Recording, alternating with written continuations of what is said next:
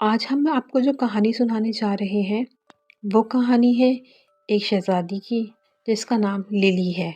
للی ایک خوبصورت اور رحم دل شہزادی تھی۔ کی آنکھیں ہری اور بال سورج کی طرح چمکتے تھے۔ وہ دور دور تک اپنے نرم دل اور اپنی ہنسی کی وجہ سے مشہور تھی۔ ایک روشن صبح شہزادی للی نے اپنے کمرے کی کھڑکی میں ایک چمکتے ہوئے کاغذ کو دیکھا۔ یہ ایک دعوت نامہ تھا جو جنگل کے قریب ایک ملک سے آیا تھا۔ یہ دعوت نامہ بلو مون کی خوشی میں تھا۔ یہ رات وہ رات ہے جب ہوا میں جادو کی مضبوطی کمزور ہو جاتی ہے۔ شہزادی بہت خوش ہوئی اور اسے سوچا کہ وہ اس میں ضرور جائے گی۔ شہزادی للی نے اپنے بہترین گاؤن میں تقریباً سورج غروب ہونے سے پہلے کی طرح نیلا رنگ پہن لیا۔ اس نے اپنے وفادار ساتھی گھوڑے اسٹار ڈسٹ کے ساتھ سفر کرنا شروع کیا۔ جب وہ لوگ جادوئی جنگل کی طرف جا رہے تھے تو ان کو راستے میں بولنے والی گلہری ملی۔ اس کا نام نٹ میگ تھا۔ نٹ میگ شہزادی للی سے کہتی ہے، کیا میں تمہارے ساتھ چل سکتی ہوں؟ میں تمہیں راستہ بتاؤں گی۔ شہزادی للی اس کو اپنے ساتھ لے لیتی ہے۔ جب وہ اپنے ساتھیوں کے ساتھ محفل میں پہنچتی ہے، نظارہ بہت خوبصورت ہوتا ہے۔ وہ وہاں پہنچ کر بہت خوش ہوتی ہے۔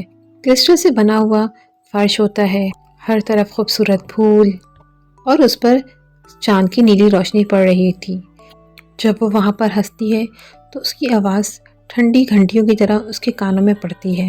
لیکن اصل جادو اس وقت شروع ہوتا ہے جب گھڑی 12 بج جاتی ہے اور بلو مون کی روشنی پورے فرش پہ اور محل میں چمکتی ہے اور جادوئی ہوا کے ساتھ سب کی شکلیں تبدیل ہو جاتی ہیں اور تمام مہمان جانوروں کی شکل سے ملنے لگتے ہیں۔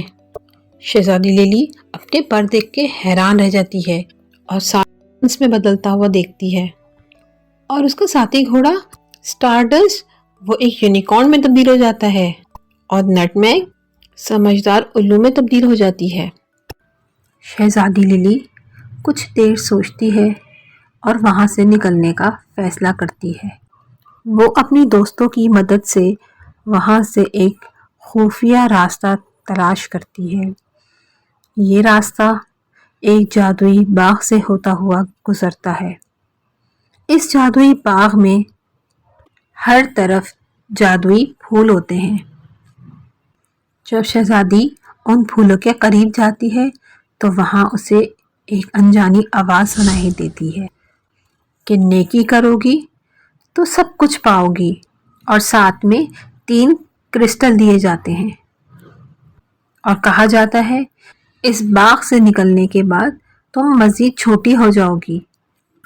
اور پھر ایسا ہی ہوتا ہے۔ جیسے وہ اس باغ سے باہر نکلتی ہے وہ اپنے آپ کو ایک چھوٹی بچی کی طرح دیکھتی ہے۔ وہ اب ایک گاؤں میں پہنچ چکی ہوتی ہے۔ وہاں وہ کسانوں کی مدد کرتی ہے، ان کے جانوروں کا خیال رکھتی ہے، ان کے کام میں ان کی مدد کرتی ہے۔